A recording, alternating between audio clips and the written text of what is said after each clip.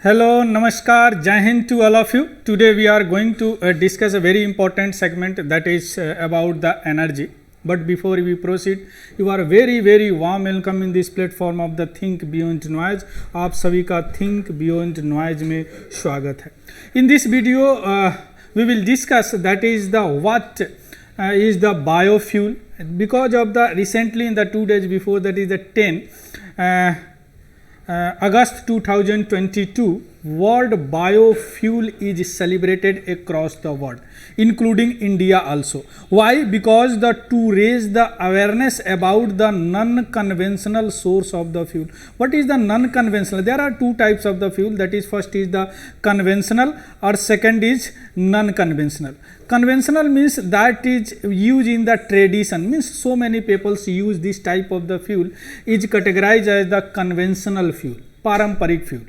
And non-conventional means that is not so many people use this type of the fuel. बहुत सारे लोग इसको use नहीं करते non-conventional fuel. Again, the two type of the fuel, first is called the renewable type of renewable fuel, and second is non-renewable. Means that type of the fuel is not exhaustible, वह जल्दी खत्म नहीं हो, that is called renewable type of the fuel. और जो खत्म हो जाए that is the non-renewable type of the fuel. इसमें पोल्यूशन एकदम मिनिमम या नो पोल्यूशन होता है, बट इसमें बहुत ज़्यादा पोल्यूशन होता है. Petroleum product, woods, light, oils are come under the non renewable source. Again the conventional. अब यहाँ पे थोड़ा सा रिलेशन देखिए. कन्वेंशनल जो फ्यूल है that is the non renewable but not all, and non conventional fuel है that is the renewable but not all. Means आज जो नॉन कन्वेंशनल है, may be tomorrow it will convert into the conventional fuel. जैसे अब धीरे धीरे देखिए, solar energy क्या है, नॉन कन्वेंशनल फ्यूल है, means renewable type of the fuel है. लेकिन धीरे धीरे आने वाले 10 साल 20 साल में क्या हो जाएगा, यह आपको conventional type of the fuel हो जाएगा. तो this is the basic difference between what we called here the non conventional source of the fuel and conventional source of the fuel. तो वर्ल्ड बायोफ्यूल डे सेलिब्रेटेड 10 अगस्त को मनाया गया, क्योंकि biofuel is the non conventional source of fuels. And यह क्या करेगा, that is work as the substitute of the conventional fuel. Means conventional fuel को सब्सटीट्यूट करेगा, कन्वेंशनल फ्यूल्स को सब्सटीट्यूट. चूंकि conventional fuels is the near future में B exhaustible, यह exhaust हो सकता है जबकि यह एग्जॉस्ट नहीं हो सकता. क्लियर. और इस डे पे क्या किया जाता है, highlight the various efforts of the government in the biofuel sector across the world, including India also. So in the India also, our Prime Minister was inaugurated on the 10 August Biofuel Day is the second generation ethanol plant. अब यहाँ पे समझने वाली बात है, what is the second generation, how many generation of the biofuel right now we are using. तो सब पानीपत में उन्होंने क्या किया, इसको इनॉग्रेट किया सबसे पहले, on the occasion of what, on the occasion of the world biofuel day. Clear. और यह क्या था, प्राइम मिनिस्टर का इंडेवर था, प्रयास था, transform to the energy sector. Because the pollution कम होगा, इन्वायरमेंट थोड़ा सा अच्छा रहेगा, और यह more affordable, accessible, efficient and sustainable type of the fuel है बायोफ्यूल.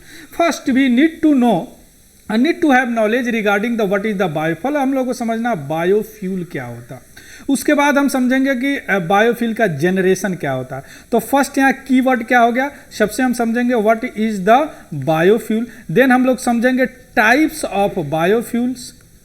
देन हम लोग समझेंगे what, generation of biofuel. Brief में समझेंगे जनरेशन ऑफ बायोफ्यूल. ये सारी चीज हम लोग इस वीडियो में कवर करने का कोशिश करें. Try to cover all this keyword in this video. Clear. The first we should know that is the what is the biofuel. See here, the nomenclature itself suggests you something. Biofuel. Consider here the two words that split the term bio plus fuel. Bio means something related to the biology, means living organism. Living organism क्या होता है, may be animals, may be plant, may be microorganism. Clear. A fuel you know very well, that is the something that is used in the energy. So when we energy, this fuel derived from the living organism,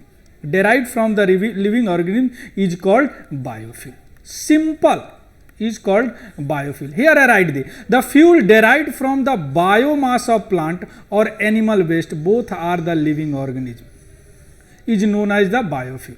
And maybe corn, produce corn, sugar cane, animal waste like cow dung से भी biofuel use किया जाता है. और यह source क्या है? Renewable. Early I told you, unlike the fossil fuel के विपरीत यह क्या है?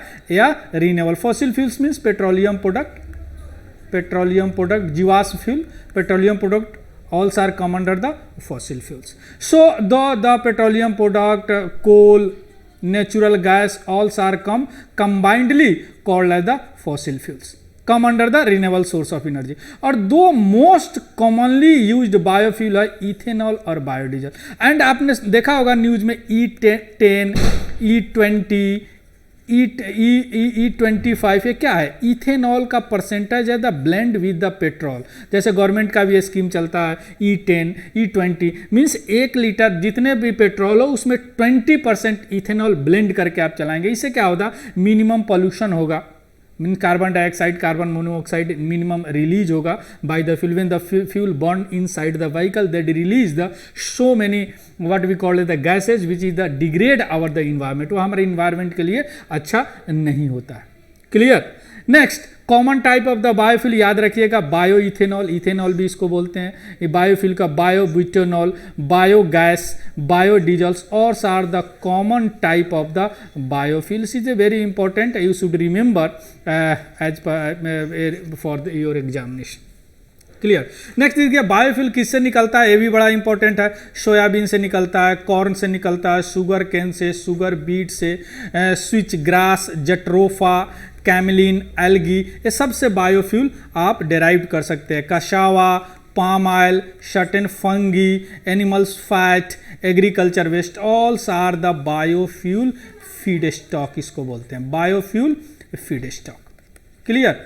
बायोफ्यूल फीड स्टॉक बोलते हैं. क्लियर. अब देखिए कि why biofuel are important. Earlier I told you because of the lesser emission.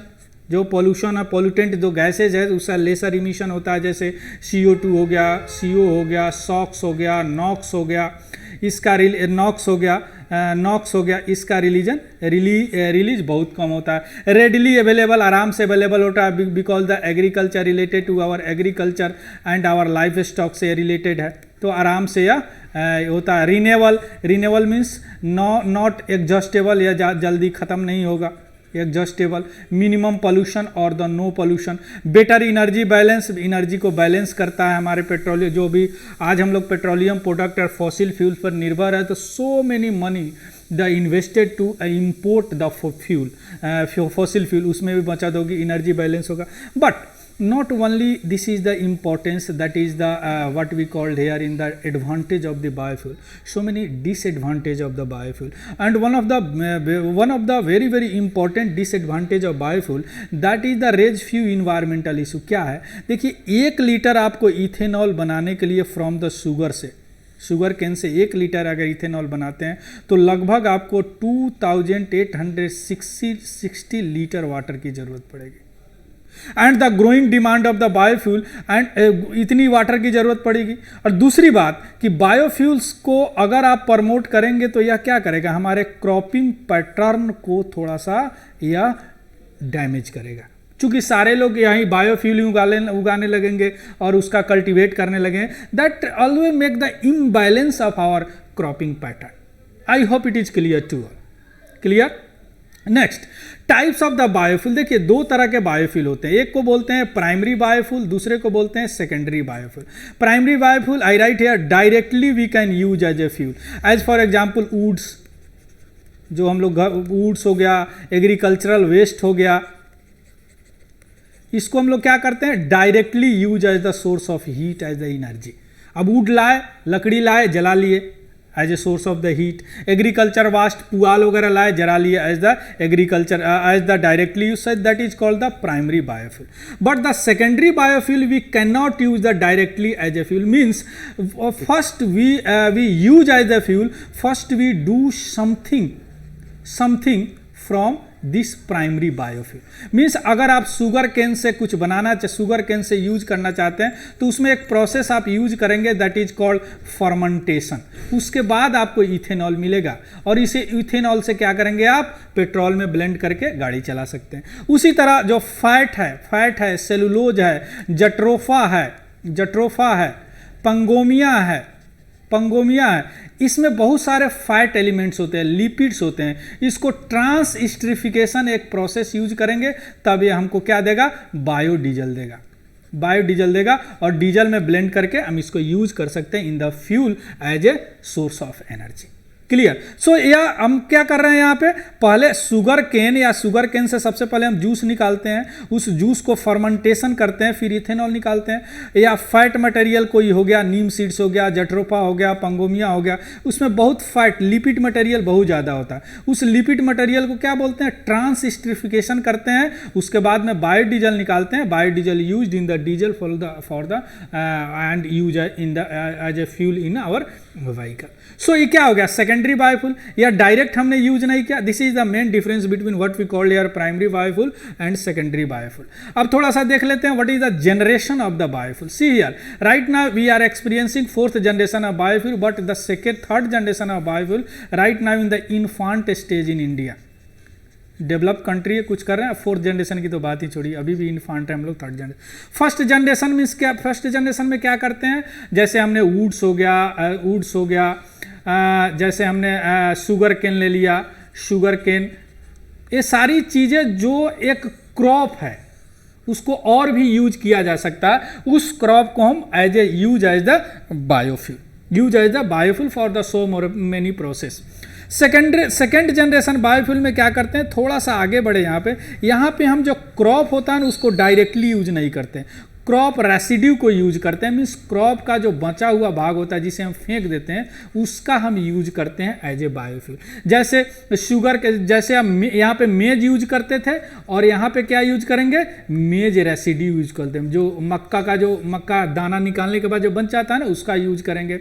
Neem seed use करेंगे, यहाँ पे जट्रोफा यूज करेंगे, यहाँ पे पंगोमिया यूज करेंगे। मीन्स यह क्रॉप नहीं है, यह ईडेबल प्लांट नहीं है, यह नॉन ईडेबल प्लांट है। यह क्या है, नॉन ईडेबल प्लांट है जो हम इसको यूज कर रहे हैं। थर्ड में आ जाते हैं, थर्ड जनरेशन में हम यूज ना ही हम, अब यहाँ पे क्या होगा कि हम क्रॉप को बर्बाद कर रहे हैं, यहाँ पे क्या होगा, हम लैंड को बर्बाद कर रहे हैं।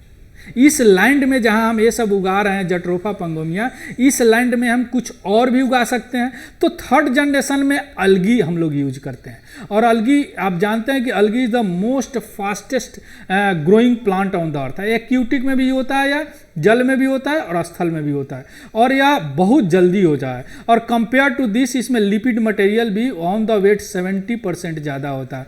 ट्रांसस्टरिफिकेशन कीजिए और बायोडीजल निकालिए। अब इसमें क्या होगा कि ना ही आप क्रॉप को बर्बाद कर रहे हैं, ना ही आप यहाँ क्रॉप को बर्बाद कर रहे हैं, ना ही आप यहाँ लैंड को बर्बाद कर रहे हैं। यहाँ पे we have plenty of the water body use as the for the growing of the algae and use for using some process we extract the biodiesel। Fourth generation में क्या होता है, फोर्थ जनरेशन में हम जेनेटिकली मॉडिफाइड क्रॉप यूज करते हैं, यानी genetically modified हम एल्गी यूज करेंगे जो लैब में तैयार करेंगे। सो यह अभी इंडिया में इतना नहीं हुआ है ना। तो यह all generation of the biofuel हो गया, first generation, second generation, third generation and fourth generation in the brief.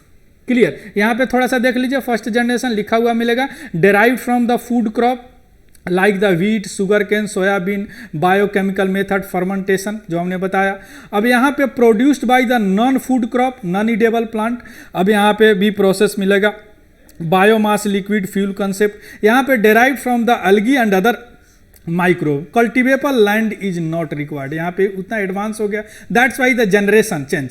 और यहाँ पे क्या होगा, extension of the third generation biofuel means algae modified by the genetic engineering, alter property and cellular metabolism. So ये first generation, second generation and third generation, fourth generation का थोड़ा सा अंतर इन द ब्रीफली हम लोग यहाँ समझ लिए। That is called the generation of the biofuel. अब देख लीजिए कैसे थोड़ा सा स्कीम कैसे हम यहाँ पे इथेनॉल बनाते हैं। यहाँ पे imported oil, domestic oil, imported gasoline हम बहुत सारा इंपोर्ट करते हैं, हमारे पास उतना नहीं होता, हम ज़रूरत से भी उतनी नहीं एक्सट्रैक्ट कर पाते हैं। रिफाइनरी में गया, रिफाइन हुआ पेट्रोलियम प्रोडक्ट और डिफरेंट टेम्परेचर पर डिफरेंट मॉलिक्यूलर वेट अलग हुआ, पेट्रोल, डीजल और सब किरोसन अलग अलग हो गए।